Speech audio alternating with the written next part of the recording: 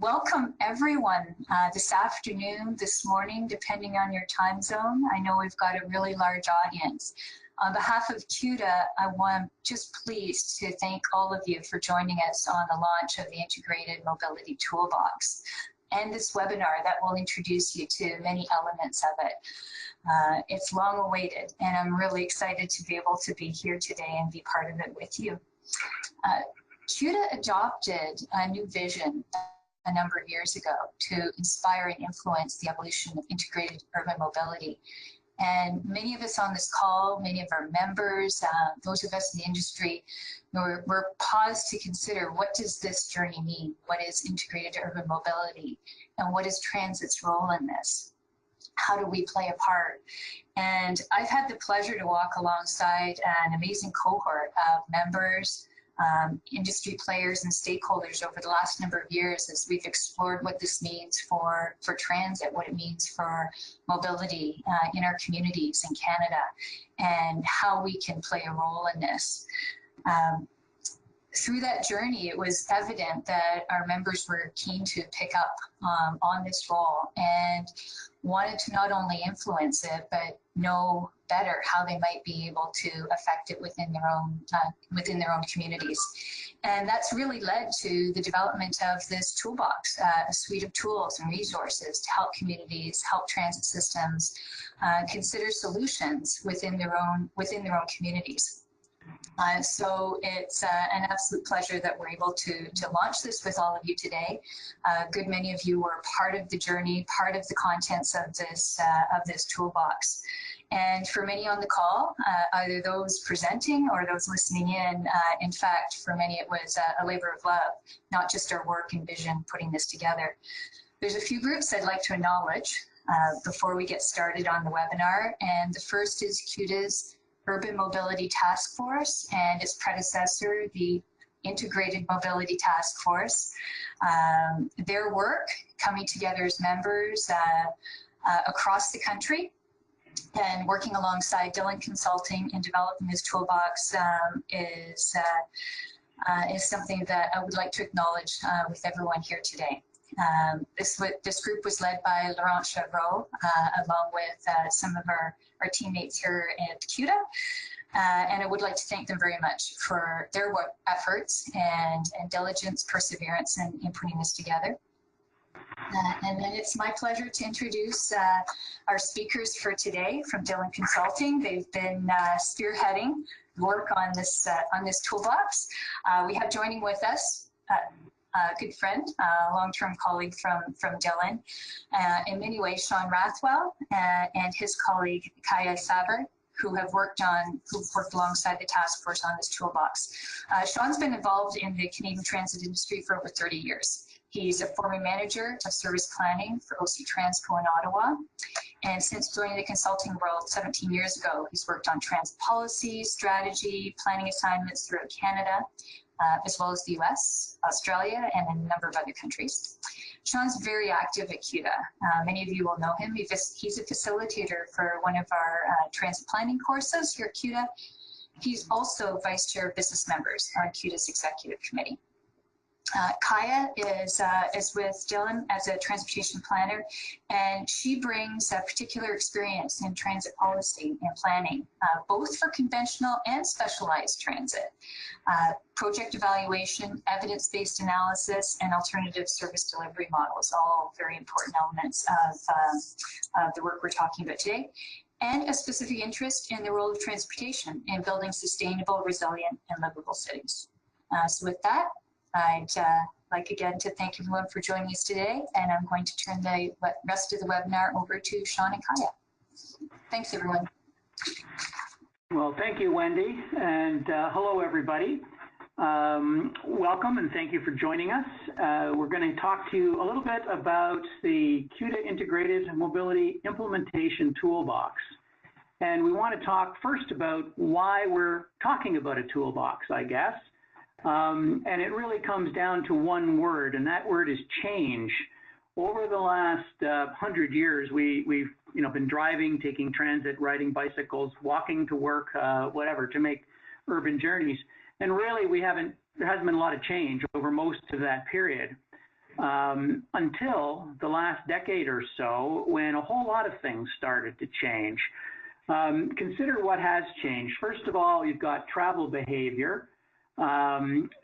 We see millennials, the millennial generation, some of them getting their driver's licenses much later than typical, and when they do, they don't often drive as much. And that's reflected in changes to vehicle miles traveled or vehicle kilometers traveled, not just here in Canada, but in the US, Australia, and parts of Europe as well. Over the last decade, we've seen total vehicle miles traveled, that blue line on the chart, sort of taper off and level off and even decline a touch for the first time in 100 years. And per capita VMT, or the amount that each of us drives on average in a year, has declined quite a bit. That's been a surprise. So things are changing with travel behavior. We've also seen the introduction of mobile technology in this time period. Think about it, the iPhone was introduced just about a month over 10 years ago. And the first Android device, mobile Android device, is only 9 years old this month. That's not a lot of time, given how these devices and the technology has changed the way we approach our lives. We certainly think differently and go about doing the things we do every day differently, and that's affected transportation as well. And mobile technology has driven the introduction of a variety of new approaches to the way we move about cities. We're most of us familiar with Uber and Lyft as well, and microtransit, bike share, different approaches. Even the car share industry has been around for longer than a decade. I think it's fair to say that mobile technology has been able to enhance it and make those systems and services far easier and accessible for more people. But it's more than just new services available. It's also new approaches to the infrastructure, and particularly I'm thinking of complete streets here, and how that concept has really taken hold in North America particularly, and certainly here in Canada. Designing streets for all road users. Almost every major urban community now has a complete streets policy. They think about their streets from the user's perspective now instead of from the car's perspective. So that's a good thing. And of course, the big thing that's really started changing in the last couple of years is autonomous vehicles. And this is going to potentially change everything that's already been changing, and start thinking of new approaches. We're continuing to see lots of press about new advancements by all kinds of different car companies, not just, or I should say all companies, not just car companies. Google started, was one of the early ones in there, and I was just reading yesterday that the people that make Dyson vacuums are looking at electric cars and potentially autonomous cars as a product of theirs down the road in the future. So things are really changing. And we need to sort of think about what happens with all of these trends. And on the next slide, we talk about just what is changing, and all these things come together and make us look for a better future for mobility, really. We need to understand these trends and what they're going to mean in all aspects of our life, from social to technical, environmental, and the whole picture there.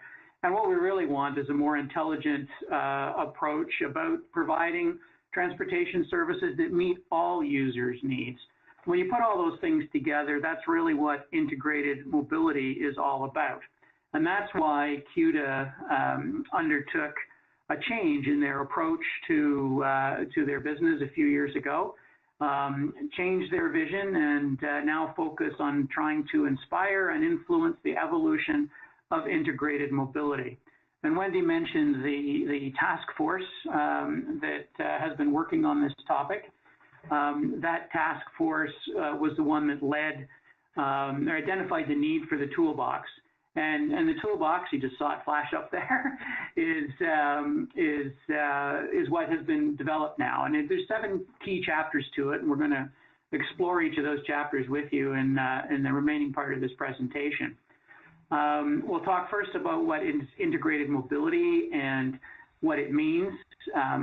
Understanding the state of our industry, our transit industry and the mobility industry is really important in order to really understand why we need to be looking at this approach. We've got some information on how you use the toolbox, and then we focused a lot of inspirational ideas into 3 primary chapters, which we'll explain in a moment: design for movement, demand management, and mobility management. And then the toolbox structure finishes off with what communities and transit systems can do to move forward and advance the ideas of integrated mobility in their own communities. So what is integrated mobility? It's defined by QDEV as the ability for people to move easily from place to place according to their own needs. That's a pretty broad statement, but I think it's important to note that it's not focused on transit, it's not focused on modes or vehicles, it's focused on people being able to do their own thing and live their own life. But it's a very broad statement, so you need to think about it a little bit more. And from QDEV's perspective, integrated mobility is very much a people-focused goal that starts with public transport connected to all modes of transport. It enables door-to-door and seamless mobility and is designed for all segments of the population, all users. So those words are highlighted there for a reason. All modes for all users in a seamless way. You can express that graphically in a little bubble diagram on the next slide here. So integrated mobility is about, as I said, all users being able to access all modes in a seamless way. But how do you make that happen? You need to think in an integrated way. Thus, the term integrated thinking is brought into the lexicon here. And in the toolbox, we have focused integrated thinking into 3 primary themes or areas of discussion, if you will. The first is demand management. And by that, we're referring to the understanding, forecasting, and influencing of travel demand by focusing on the user. Now, influencing travel demand is sort of the traditional part of travel demand management or transportation demand management, TDM. And that's a very key element of the whole integrated thinking and integrated mobility approach. But so also is understanding and forecasting that demand. So really understanding the user and being able to, look ahead and figure out how people are going to behave and how they're going to travel. Very challenging. The second element is mobility management. And by that, we're referring to the coordination and optimization of all modes of transportation to ease travel in urban areas. So this is about all the modes coming together and having a way for the user to easily access them and move between them and that sort of thing. So mobility management is really the supply side of the equation, supplying the transportation service. Demand management is where the users are and being able to deal with that, so the demand side of the equation. But in order to make the two work together, you need something between them, and that we're calling design for movement, the third element. And this we mean by the planning and design of land use, places, streets, and infrastructure in a seamless and integrated way for all modes and all users. So think of this as the glue that allows the users to move about on whatever mode they want within a community. And yes, it is a complete street, perhaps, but it's also great urban design. It's about developing and planning the land use in a thinking about it in a multimodal way, creating great communities that are going to be accessible for all users, and being able to move about that system in a very seamless way. It's where the ITS, Intelligent Transportation Systems elements bring to it. So that's what agencies are looking at in the future, a way to move towards integrated mobility by thinking of these things. But it all focuses on the user. And the next slide shows very much a complicated looking little drawing. It is, just to explain it here, you'll see across the middle some darker blue squares: trip origin, plan the trip, walk to the trip start. These are the various steps along a particular user's journey on a trip. And at each point in that journey, the user has several options. These are the purple boxes to the bottom. They could walk, they could bike, they could take transit. They, you know, in terms of planning their journey, they could use an app, they could make a phone call. There's different ways that you can do all these things. There's a lot of options at each different step that the user has to understand. There's a lot of things that influence that. And as our little happy-faced user there goes along his journey, he's making different choices and interpreting different things. So the teal-related boxes above the blue boxes are the experiences that the user has had and how they perceive the different options that they have available to them. The green boxes are those external influencers that agencies like transit systems and local governments can influence as they help that user make the right choice for their trip. So this is very much the user's perspective of transportation and how they make an individual journey. There's an amazing number of boxes on that square, on that slide. And so that just tells us just how complicated it really is and why it's so important for us to really understand what the user is interested in as they make their journeys and plan their journeys through our cities. So let's do an example here of a more practical example than drawing a little picture like that on a bunch of boxes. A day in the life or a trip in the life of, let's say, Wendy, who introduced our webinar. You know, she's getting up in the morning and she's got to go to a different place than her normal workplace and going to a meeting. So the first thing she's going to do is open up her smartphone and type in or tap her mobility provider's app. And she'll get information. She'll enter in, I'm going here, I'm at home now, I'm going here. I need to know how to get there, and the information will be provided. It won't just be how to get there on transit. It will provide information on how long it might take to drive, how long it might take to transit, different options for those. It'll bring in the option of using a transportation network company like Uber or a car share or a bike share. It might give her information about greenhouse gas emissions, that the different options might bring. Everything focused around what Wendy's needs and interests are and what she's prepared to do as she travels about on her daily business. She's going to use all of that information to pick an option. And let's say she picks an option to order up a transportation network car, a rideshare car, to take her over to an LRT station, where she'll get on the LRT and then travel along 10 stations or so to get to another station where she'll get off, maybe take a BRT up to her meeting location. So she walks straight onto the platform. She doesn't have to, pay a special fare because the mobility provider allows for the fare payment and knows where she is getting on and getting off the vehicle and that sort of thing. So Wendy's on her journey there and on the train, enjoying things, researching her queue disposition for the meeting that's coming up. And she gets a bit of a text message, a verbal text message through the headphones that she's got on, listening to some great music. And it says something simple like, there's a track delay between stations 6 and 7 up ahead. It's going to add 15 minutes to your journey. Would you like options to avoid this? Well, Wendy knows that if she takes 15 minutes extra to get there, she might be late and doesn't want to be late for this meeting. So she hits yes on her smartphone that she wants some options, and it gives her some options and identifies a station 5 that there's a car share vehicle available that she can access. So it automatically, she says yes. So she reserves that car share vehicle, gets off at station 5, and the car share vehicle is sitting there waiting for her. She walks up to the car share vehicle, waves her smartphone in front of the lock or whatever, the reader, and it unlocks the car for her. She gets in, she puts her phone in the holster, and directions to where she's going to be going immediately come up because her mobility provider knows where she's trying to head. Then she starts following those directions, working very easily. The next step on her journey is she gets another verbal text message from the mobility provider, and it's telling her that a courier company has contacted the mobility provider and wants to know where Wendy would like a package delivered.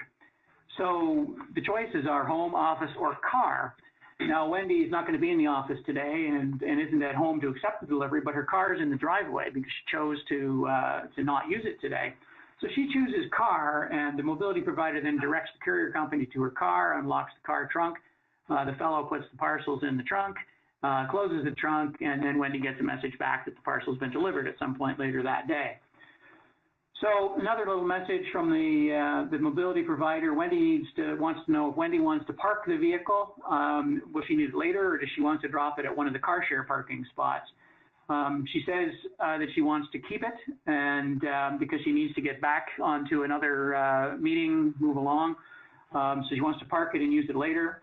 So the mobility provider directs her through instructions on her phone screen to the nearest available parking space, to where she's heading, whether it's an on-street, in a parking lot, in a parking garage, and it'll be one that will minimize her parking cost, and she'll only be, because she's a member of this mobility system, would only be paying parking for up to the nearest minute, as opposed to rounding up to the nearest half hour or something like that. So Wendy parks the car, gets out, carries on down the sidewalk towards her the building where her meeting is. Her phone pings, she looks at her phone, and there's a coupon from the mobility provider for some coffee at a coffee shop that's on her way to the building, just to thank her for taking some sustainable modes as she goes.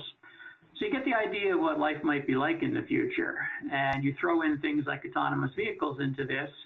You're seeing, you know, an easy way for people to move out of city using multiple modes, incentives for them to keep doing so. It's going to be an interesting future down the road. And I'm going to hand it off to Kaya now to continue telling you more about the toolbox. Thanks, Sean. So as Sean mentioned, it's sure to be a very interesting future, and this toolbox is meant to provide both information and inspiration on all of the possibilities that could appear in the future. It's meant to help not only transit agencies, but also municipalities and other mobility actors in things like designing complete streets for all modes of mobility and all users of all abilities. It's meant to help in coordinating between various mobility actors to find solutions that capitalize on each of their strengths. Perhaps helping in organizing municipal departments differently to encourage more collaboration, or maybe partnering with external organizations to foster innovation. It's meant to help in providing solutions that meet users' needs and ultimately influencing the way we think about planning and designing and using our own transportation systems. So why is this happening all now? Why has this toolbox been created? In short, transit is going through a bit of a transition, and Sean alluded to that earlier with noting many issues that are changing currently. And CUDA's Transit Vision 2040 also identified a number of elements of change. For example, despite fluctuations over the past few years, transit ridership has been steadily growing over the past several years for a wide variety of reasons. Mobility hubs have become building blocks of municipal and regional planning. Transit agencies are becoming more and more customer focused. We're seeing passenger charters become more common as transit agencies look to make meaningful promises to their customers. At the same time, operating costs continue to rise, particularly fuel and labor. Technology is having significant and widespread impacts. New data collection techniques, personal smartphones, and open data, these are all changing the landscape significantly. Similarly, the sharing economy has been transformational. Car sharing, ride sharing, and crowdsourcing have created an environment that transit agencies had not anticipated and to which they have necessarily not yet become acclimatized.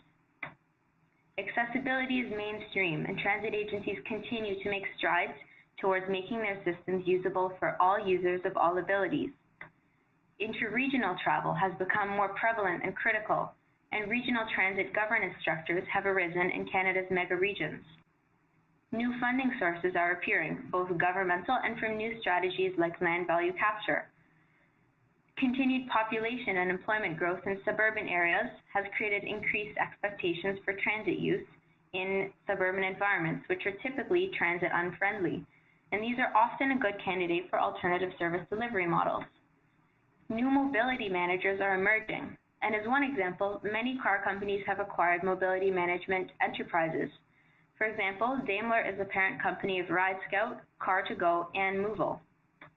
And lastly, the 9-to-5 workday is no more. People don't work the same way they used to, and commuting behavior has not necessarily shortened, but it's changed. So these are all parameters that are being felt right now as we look around. But as we look forward, there's a few more changes to come. Environmental regulations are becoming more strict. Demographics are trending towards transit dependence, particularly in Canada with our aging population. As communities adopt transit earlier, transit systems must be flexible and adaptive enough to grow and change their communities. Individuality is becoming more important. Users want to travel in the way that's most comfortable and convenient to them. And responding to this is mobility as a service models, which cater to individual needs and preferences for travel. And lastly, as Sean mentioned earlier, autonomous vehicles may soon be mainstream, and these will have significant and yet to be fully understood impacts. So taking a step back from all this, there's a lot changing right now, and there's a lot that will continue to change in the future. And doing things in the same way is just not going to work anymore. So transit's at a bit of a fork in the tracks, if you will. On one hand, there's the conventional typical model of modal isolation. And on the other hand, there's a newer model that's more innovative that capitalizes on the capabilities of each mode and each mobility partner. And so this toolbox, as I mentioned, is intended to assist all mobility partners in identifying opportunities to work towards this new model. One strategy for this is design for movement. This is one of the three themes that Sean spoke about a few minutes ago. This encompasses the planning and design of our communities, their land use, places, streets, infrastructure, and technology in a seamless and integrated way for all modes and all users. Design for movement is the built form strategy, if you will. It can include initiatives related to planning and land use. So this could be as simple as conducting a holistic and multimodal review of the impact of new developments on every mode, instead of a more traditional traffic impact study. Or it could be as comprehensive as creating an integrated mobility plan in place of the more traditional transportation master plan.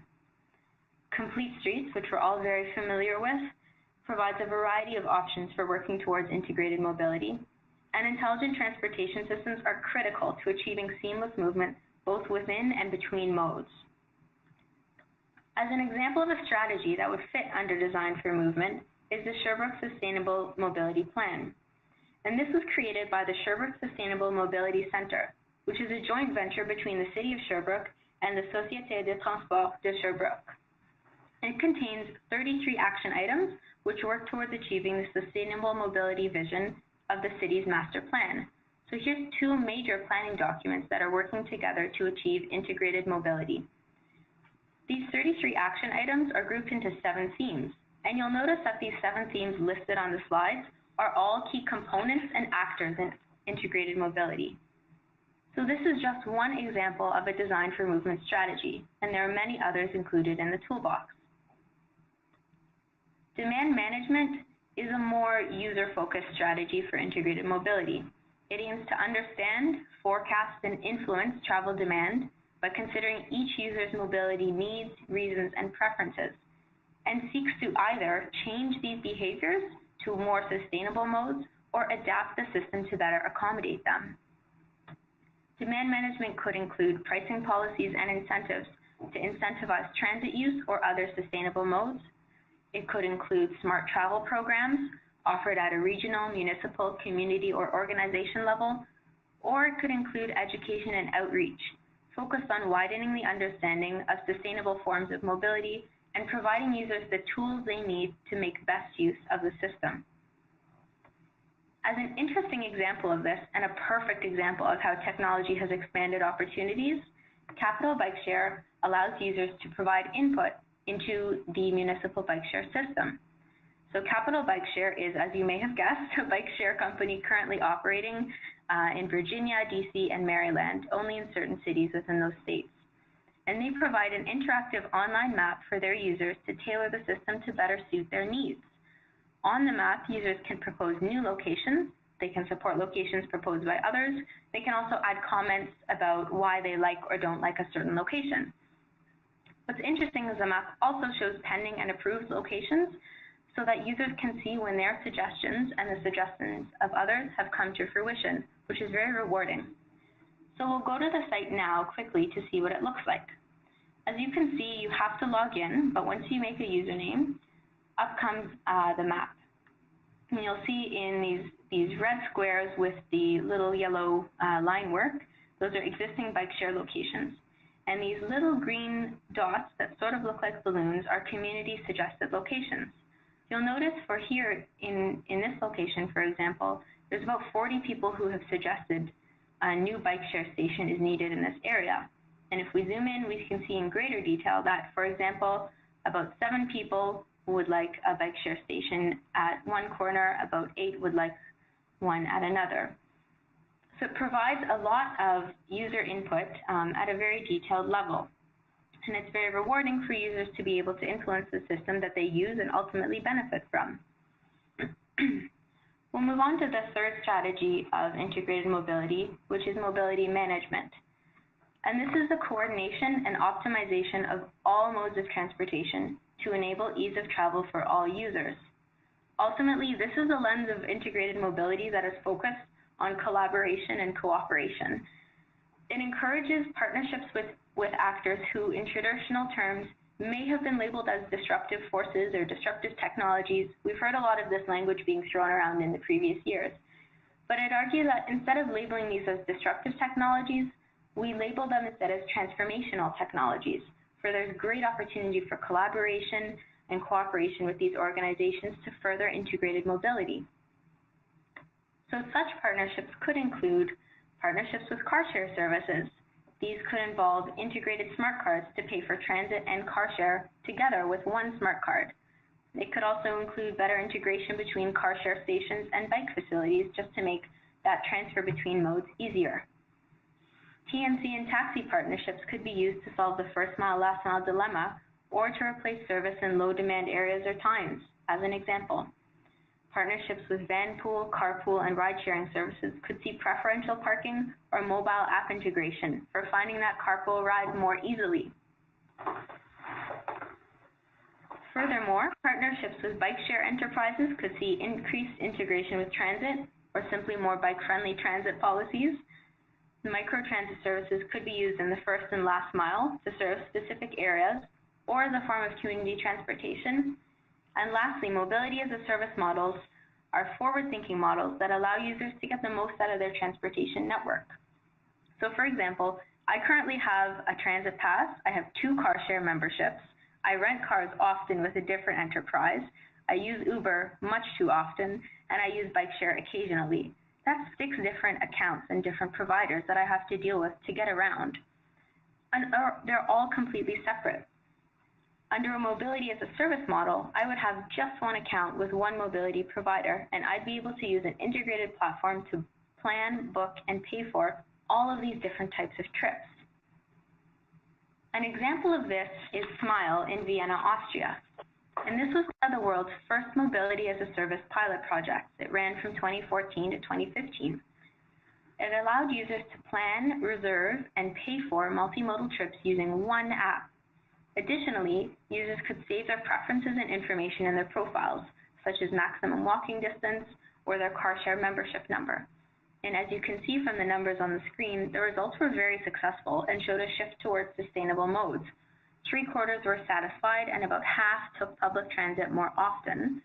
21% drove their personal car less often. About 1/4 combined car and public transit more often, and about 1/5 combined public transit and bike more often. So these results indicate that when the planning, booking, and payment of multimodal trips is simplified, users may be more open to shifting towards more sustainable modes to make their trip in the most efficient and sustainable way.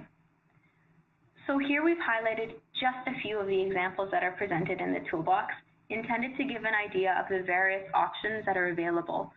The toolbox also provides indication of the relative level of transit agency involvement required for each of these options. Regardless of which option is pursued, when we spoke with various municipalities who have worked towards implementing some of these options and working towards integrated mobility, We heard some common and notable recommendations to keep in mind when moving forward, and I'm going to pass it back to Sean to discuss those. Well, thank you, Kaya. Moving forward, some of the keys to success that we learned in talking with so many of the agencies and businesses that have brought these examples forward. You know, the first one is kind of obvious. Focus on the user. It's people moving about their lives that for their lifestyles that is why transportation is needed. Transportation doesn't exist for its own sake, so we've got to make sure that we're focused on those users' requirements. And of course, if you're going to do something, you've got to understand what the goals and objectives of it are.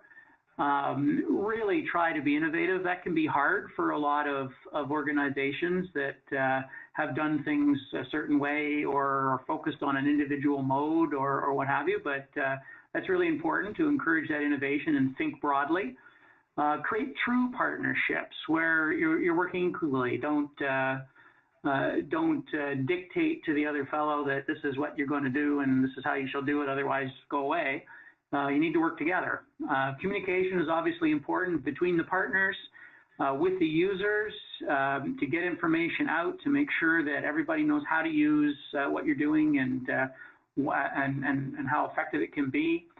Don't be afraid of pilot projects. There's some excellent examples of pilot projects that have taught the people that set them up a lot of things and how to improve the next time they try to do something. I'm thinking particularly of Milton and Metrolinx working together on the Go Connect app-based system to access Go stations through private transit a year or so ago.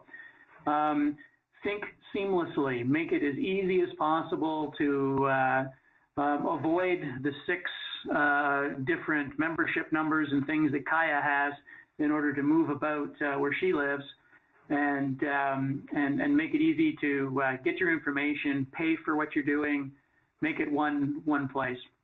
And persist was the things that people kept saying. There's going to be lots of naysayers as you're trying to build these partnerships, people that aren't necessarily looking forward to the future, and it's important to find your way around those and keep moving. Finally, you're probably interested in, it sounds really interesting. It's a great sounding toolbox. Where do you get it? Well, it's on CUDA's website today. In go onto the main page under the resources tab. I'm just calling it up there, and you get this page right here, which has a little bit of information from the toolbox about integrated mobility, a letter from the chair of the task force, Laurent Chevreau, and some other information, and a couple of spots where you can access the toolbox itself and download the report. We're looking at the English version. The French part of CUDA's website has the same information and access to a French version of the report as well.